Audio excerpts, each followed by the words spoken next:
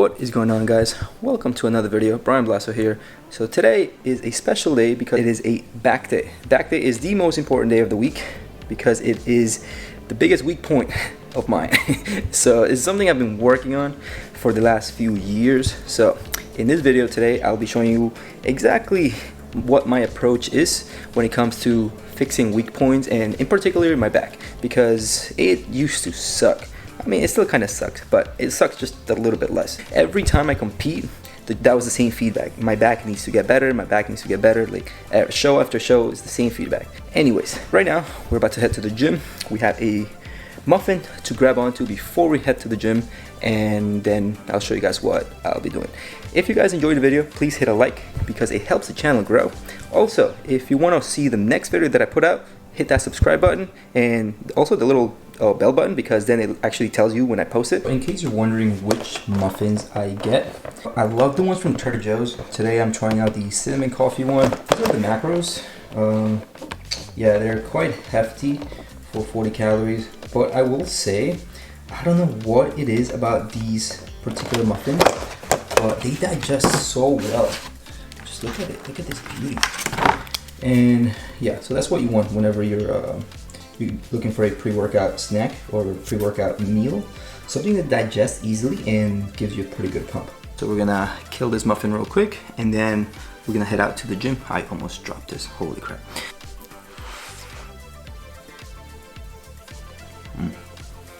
That's good.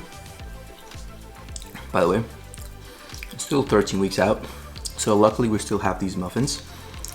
I know a little closer to the show they're gonna be gone, so I'm just enjoying them for now. So a little update when it comes to everything that I do for the show, the prep. Nothing's changed so far. Still kind of doing the same thing. My body's still changing, so that's really good. Overall, I think I'm right on track where I should be. I think I'm on my way to beating my last package that I brought. So honestly, that's all I can do. Everything else is kind of just up to the judges. The only thing I can control is how I show up.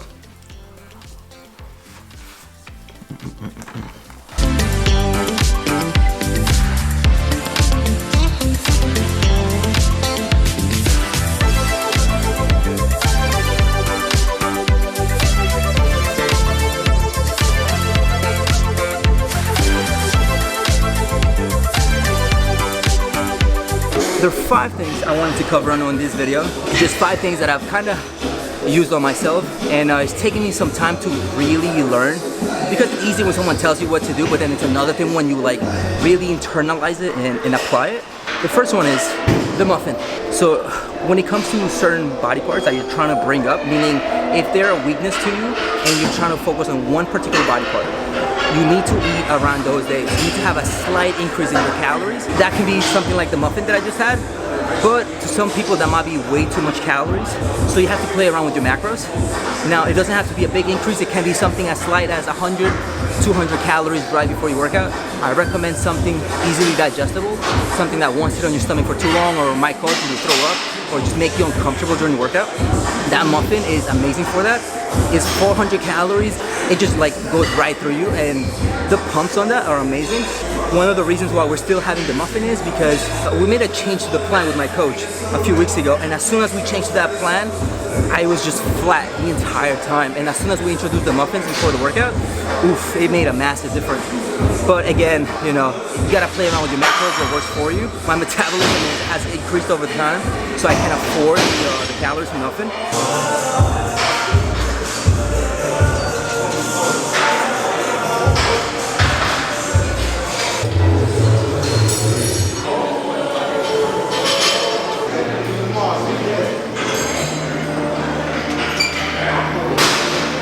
Usually I like to start off with like a vertical pull. Starting every workout with pull-ups has been a massive changer for me. So there was a point in time when I first started it, I did it with my clients and some friends. Start every workout for 30 days. Every single workout with 100 pull-ups. And that kind of, oh man, I still remember that. That was no joke, that was tough. We got it done. It was like a good, I think it was a total of 6 people that did it along with me. It was great. I definitely got stronger with my pull-ups during that time. I don't recommend everyone to do 100 pull-ups because that's rough. The assisted pull-up machine is amazing, and I would have done a 10 by 10 on that. The one that they do have here kind of sucks, so I haven't done that one. So I just stick with pull-ups and did 5 sets of 10. There's 5 total things that I want to go over in this video. That was the first one. In the meantime, I'm going to show you the next exercise, and just to give you a setup of what I do. When it comes to back day in particular, I will go from a vertical pull to a horizontal pull, and I'll just switch back and forth. Right now we're going into some rows, so let me just do this real quick, and go over the next few tips. So.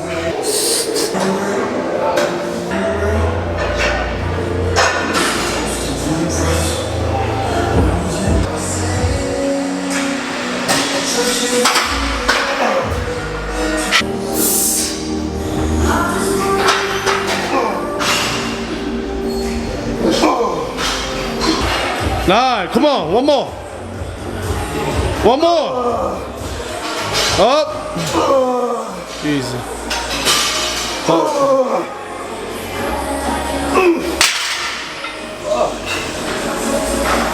We did 3 sets of about 10-12 reps. After doing that set, I don't know if you noticed the way I was doing it. I wasn't going too fast. I didn't even go that heavy. I believe there's times to go light and there's times to go heavy. I only go really heavy maybe 20% of the time every 2 out of 10 workouts, which is not too much. But I also don't think you should be avoiding going heavy. It's important to touch heavy weight here and there. Going on to the second point, technique. It took a while to learn. Honestly, it just takes experience and it takes reps. It takes countless, like thousands, hundreds, thousands of reps to really learn how to master a movement. I don't think I'm a master of the movement at all. I've just learned a few things. It's not like I'm doing a lot of exercises. I'm doing literally like the same handful of exercises back to back, but there's just so much to learn from each exercise. There is technique, there's a tempo, there is the way you engage muscles. Like let's take this row for example. The lower you aim, the more lower lats you'll engage. The higher you aim when you pull like to your chest, the more upper back you're gonna engage. You know, little things like learning how to break the bar as you pull, or letting your shoulders roll forward at the bottom and pulling them back and down as you pull up every rep. There's so many things going on, and it just takes time to kind of apply all those things. So that's what I mean by the technique is just super important. We got 3 more points to go over. We're about to go on to the next exercise, to switch into a vertical pull. I'm gonna make up my mind in the next 60 seconds. We're gonna walk over there to that section and see what's open. So that's I don't really plan exact exercises beforehand. I just have a basic idea of what I'm gonna do. Like I know exactly which body part I'm gonna hit.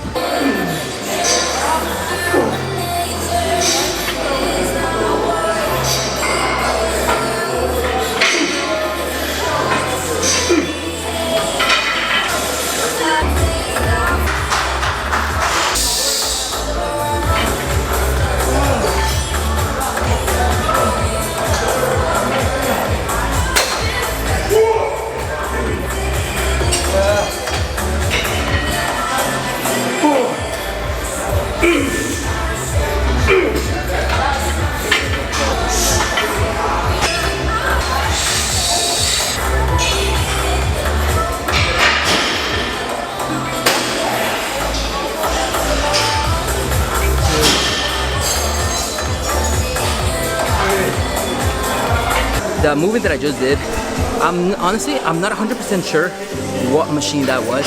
It's some brand, it's called Muscle V or something like that. This is the first time I've ever seen in this gym, but it just feels really good, so I've been using it. There we only did 2 sets of 6 to 10 reps. I went a little bit heavier in this one, and then on the last set, just ended up doing a triple drop set. No, we did 6 reps in the first one, then we did 10 or 12, and then the last one was 20 or 25 reps, I'm not 100% sure. Gotta go back in the clip and check because I forgot already. The third point that I kind of wanted to talk to you guys about is intensity. If you notice, intensity usually consists of intensifiers pretty much. So that consists like drop sets, supersets, holds, you know, rest pauses, pyramid sets, you know, anything that makes you work harder and focus on not getting injured. That's a go. We're switching on to this rowing machine. It makes a 1-arm dumbbell row. This one I'm a big fan of as well. Here we're only doing 3 sets, 10 to 15 reps. depending on how you feel. Just make sure you control it, and again, focus on the technique, and just make sure it's intense, you know.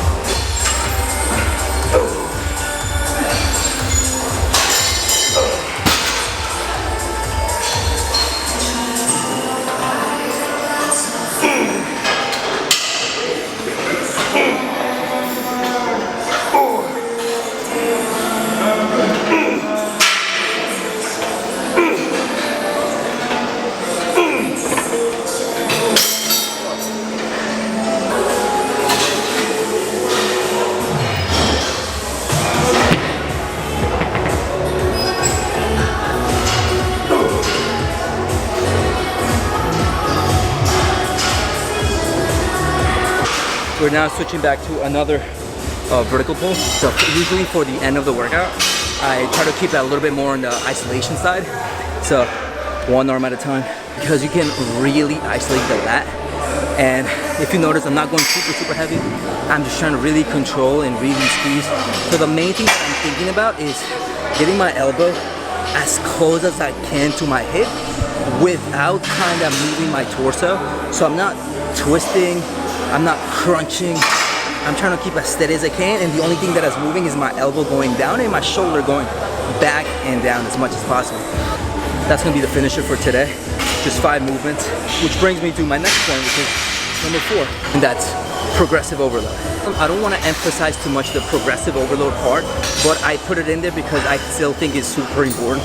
I know a lot of people mention yes, progressive overload is important, but I feel like there's a tendency to kind of just focus on the weight. That's not the only way to measure strength.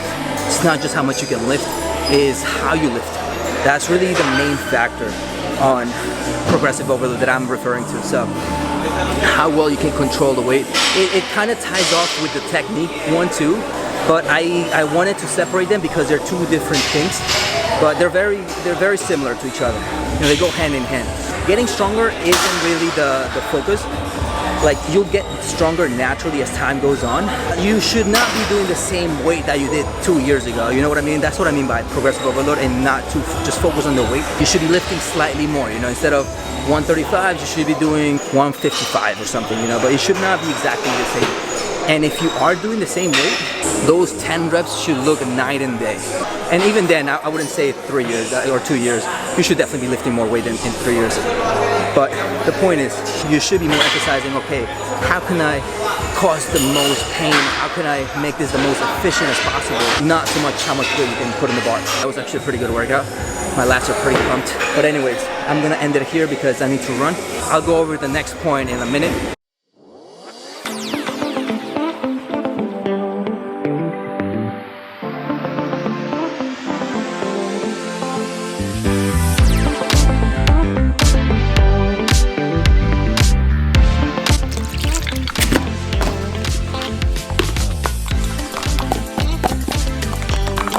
We are back home. We are having the last meal of the day. So just 2 scoops of protein, 2 servings of peanut butter. Yes, I am being lazy and using the spoon and the cup just because I don't want to wash any blenders. So it tastes pretty good, so I don't mind it. Now that we're done with the workout, I kind of want to go over the last point for today. Point number 5 is your sleep. So one of the biggest things that I really tossed off to the side was recovery. Rest in particular. Sleep is so underrated when it comes to recovery. We all know we have to sleep, right? But we don't really prioritize it. I can go over into a little bit of like the programming and like how to set up your workouts better so you have optimum rest in between. So, you know, so you're recovered so you can hit that particular muscle again hard.